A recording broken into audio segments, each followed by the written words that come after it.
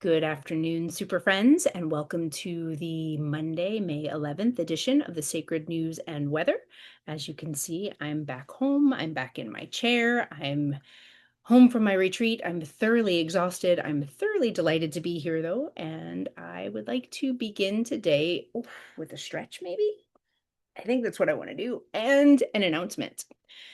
Next week, I, along with my mystic bestie Eden, we're going to be opening a new container. We're going to be trialing a new container that is similar in flavor to the work that we do here, or that I do here in YouTube. The name of the container is Threshold, and it's designed for you to get deeply acquainted with your own gifts, your own intuition, and your own magic. We are going to be delivering a channeled message, just as I do here, with one caveat. Here in this space, because it's only me, I will have one thread in my conscious mind and one thread in my channeling mind, and that different layer of consciousness where I deliver these messages from. When Eden is holding space for me, I can get much, much deeper. So the design is that we will be channeling a deep message. We'll be taking you on a guided meditation, and then we're going to be doing energy work once we get into that meditative space on the energy of the collective.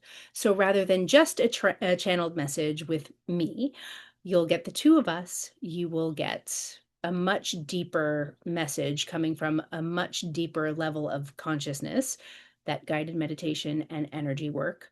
And then the next week, you will get a Q&A with the two of us. A Q&A, whether it's your questions are based in the work that we did the week before, or if there's something going on in your life that you'd like a little work feedback message on, whatever you bring to us, with the end goal of creating community. So rather than your comments below that I love them, rather than commenting below, you can actually come and hang out with us, and we will be in community with you. So that will begin next week, and you'll find a link in the description box. We're going to do a Tuesday pathway and a Thursday pathway, Tuesday, May 19th and May 26th at 5 p.m. Pacific, and then Thursday, May 21st and May 28th at 1 p.m. Pacific time. You are welcome to do both. I expect that the channeled messages and the work will be very different because energy is shifty, and I'm going to be tapping into whomever is on the call or whomever is registered for the call. I'm going to be tapping into that frequency. And again, at a much deeper level than what I'm able to do here by myself. The trial will be absolutely free, and if we like it, if we want to keep going, we're going to open a monthly membership, but we want to give it a go here first. We've trialed it with our Red Thread group, and they loved it. So we already have some signups for the real deal when we do it, if we do it. And I hope that you will join me too. So you can find that link in the description box below. Okay. Without any further chitter chatter, I am going to go ahead and close my eyes. I'm going to give you my preamble, which is that these messages are timeless. So whether you're catching them in real time on May 11th, or you're catching them sometime in the future or in the very distant future, you can trust that there's likely going to be something here for you. If you are not seeing yourself, sometimes these messages are very specific. I pick up on specific threads of energy. If you are not seeing yourself here, go ahead and leave me behind. Only take what resonates for you and leave the rest behind. All right, here we go.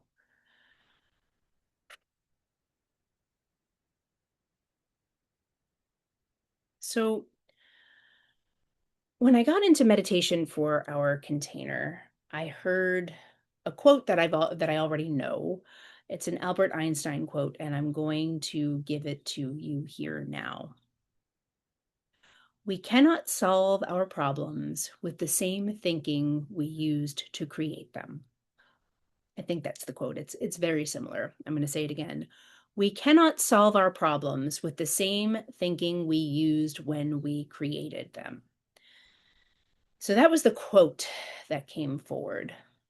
And the imagery that came was actually a very visceral experience that I had yesterday when I was driving home down the Pacific Coast Highway, down Highway 1 from the north to the south. I had just a very visceral experience of timelines overlapping, where I could clearly see that what I am experiencing now in my own life is directly related to unprocessed grief from a previous timeline. So let me see if I can give you that in a new way, or in an easier way to hold or unpack it. What I was seeing yesterday, it was the most beautiful day in the world. It was warm, it was sunny. The coast is often foggy. It was warm, it was sunny, it was beautiful. The sun was shining. There were hawks flying overhead. The water was this perfect crystalline blue. The waves were crashing. It was as magical could be. And I was driving away from this retreat where nothing went as planned, but everyone got exactly what they needed. And I was sitting with that. I was sitting with the giggles, and I was sitting with the tears, and I was sitting with the expansion. And all of a sudden, my body and the road and time and space got a little bit bendy. Not in a dangerous way where I felt like I was not safe to drive the car. I want to give you that. But I had this very visceral feeling in my body of a previous time in my life, probably 22, 23 years ago, where I was driving up the Pacific Coast Highway. I had just gone through a terrible breakup that came not as a shock, but very much as a shock. And at that time, my dog was in the car with me, and I was visualizing myself driving off a cliff and into the ocean. Now, I want to be very clear with you that that is not at all what was happening for me yesterday. I could just really tune in to the visceral grief of that time in my life and recognize that what was happening in my body was an overlapping timeline with the experience that of this drive that I was doing yesterday, with similar similar grief or similar circumstances, I guess.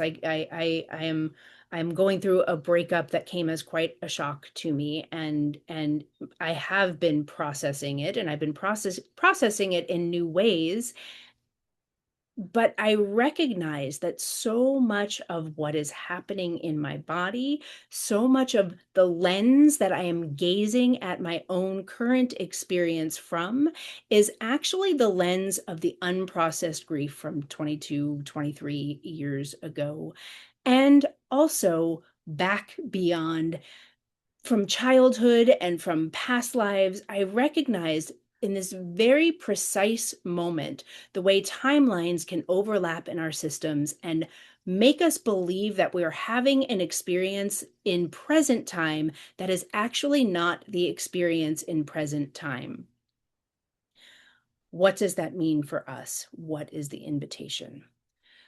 I pulled over the car. I pulled over at this beautiful, like, vista where I could overlook the ocean.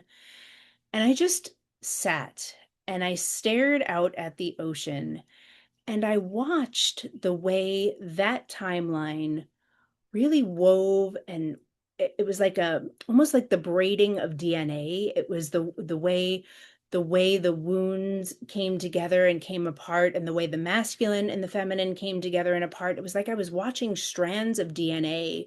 And the energy work in my own system was to really unwind those strands of DNA until I could see what was mine in present tense and what was grief in past tense. And then I invited that grief to really come up in my body. I thought, it's time. It is time to release this grief, because I am not able to see where I am with clear eyes because I'm holding on to unprocessed grief from a past timeline. Now, I believe this is coming forward not because I want to tell you all about my personal life, but because there are so many of you right now who are in finding yourself in similar circumstances, whether it's related to a breakup or something going on in your family or work or school or wherever. The experience that you're having now is clouding, is being clouded by an experience of unprocessed feelings from a previous timeline. So I want you to feel into where you are now, what's happening in your world right now, and understand that what you are thinking, the thoughts that you are thinking, the chatter in your head, the intrusive thoughts, the spirals, the of what is happening that is putting you into a fight or flight or freeze scenario, or putting you into deep sadness that might be having you envision yourself in a place and a time that is not now, and you know it's not now. I invite you to come into where you are now and ask your body, ask your being, where in your past, whether it is in the past of your conscious memory in this physical incarnation or in a past life, what is the memory? What is the feeling that is clouding your judgment now? We cannot solve our problems with the same thinking we used when we created them. We cannot heal our current situation when we're holding on to the feelings, the unhealed grief, the unhealed rage, the unhealed sadness of a previous timeline. We can't do it. Oh, goodness. I just got a notification that I'm supposed to be at a board meeting.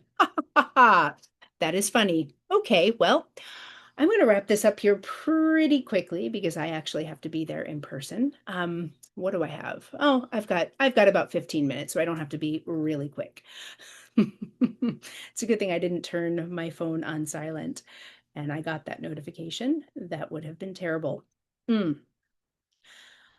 Going back into the memory, going back into that feeling and inviting yourself to experience that feeling from that timeline so that you can gaze into where you are now and see with new eyes.